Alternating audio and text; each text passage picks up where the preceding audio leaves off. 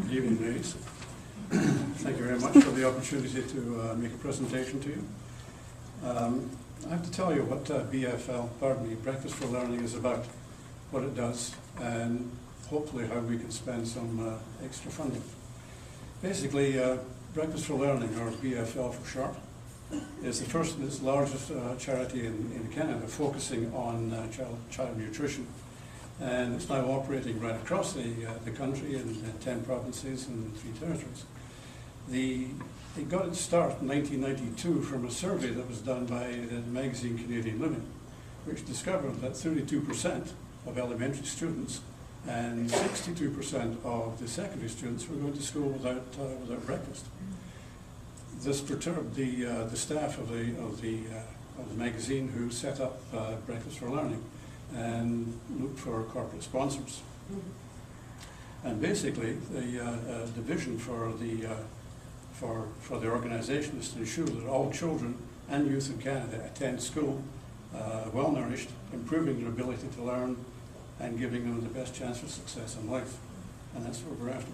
And you kind of know what happens when students show up to school without a breakfast. First and foremost, if you're hungry, you're not going to be able to concentrate terribly well on what the teacher's saying to you, nor are you going to be able to get a grasp of the new concepts coming at you. As a consequence, your academic progress is going to suffer. Secondly, if you're hungry, you're going to be a little restless in class. You're fidgeting and doing inappropriate things, which ends up being sent to the principal's office, amongst other things. And very obviously, if both of these happen, the self-esteem of the student is going to go down, because if they're not doing well in school and they look at their friends and they're doing great, they have to start to begin to wonder, am I stupid? And maybe believe it that they are stupid when in fact they're not. And perhaps a good breakfast might in fact help these things out. So in as far as we're concerned, Breakfast for Learning considers that the most important meal of the day is breakfast. You know, feed the body, you feed the mind. The kids can focus better, they can achieve better, and they get a better shot in life. And what we're really doing here is we're investing in the future of the kids and the youth. So if you let them, if you feed them properly, they'll learn better, they achieve better, they'll go on to better things. And I know this from personal experience, that students who come from elementary school with a poor background, or they've missed a number of concepts, there's no way they're going to perform well in high school. And that's a terrible loss of future potential. So, I should tell you a little bit about it, but something that happened in one of the breakfast programs I'm involved with. This little kid, we'll call him Tommy, confided in one of the volunteers that since he'd been coming to the breakfast program and getting fed on a regular basis, this was the first week he hadn't been sent to the principal's office. He was really quite frightened. So were we. So what does BFL do? Well, basically, you're in the business of redistributing wealth. Now, the government's supposed to do that, but they don't do a heck of a job on it. So if you can approach corporate sponsors, and the biggest one that is supporting Breakfast for Learning at the moment is President's Choice, and use that money to distribute to breakfast programs, then the kids benefit, everybody benefits in actual fact. Just to give you some idea of the amount of money involved, in 2011, Breakfast for Learning distributed 4.3 million. Of that, Nova Scotia's share was 165,000. Last year, the Nova Scotia share went up to 260,000.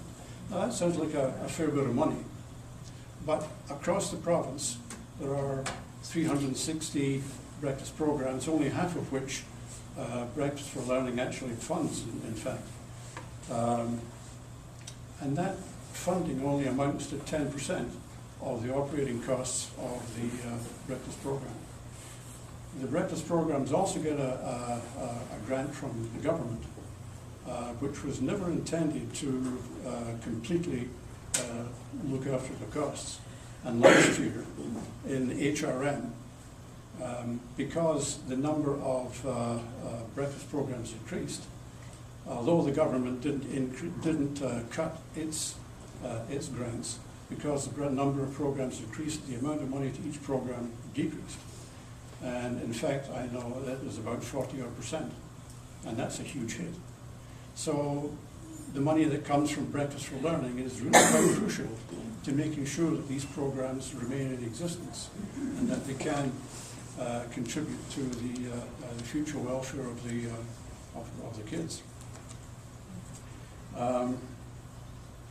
Within the local HRM, we probably service about 35 breakfast programs, but also snack programs and lunch programs as well.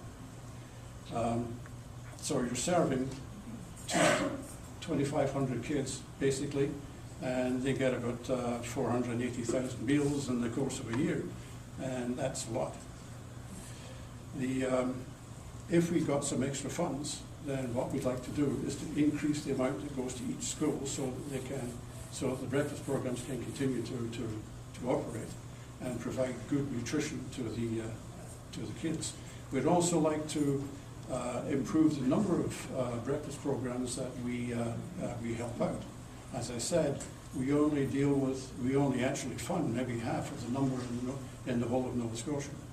And we don't service them all within the HRM also. There's a number of reasons for that. Sometimes they don't apply for whatever reason. Perhaps they only offer breakfast once a week, which doesn't fit the criteria for any grants. But if we can get more money to them, perhaps they can operate more frequently. As I said, if we can do this, then everybody benefits from the exercise. And that's basically where we are.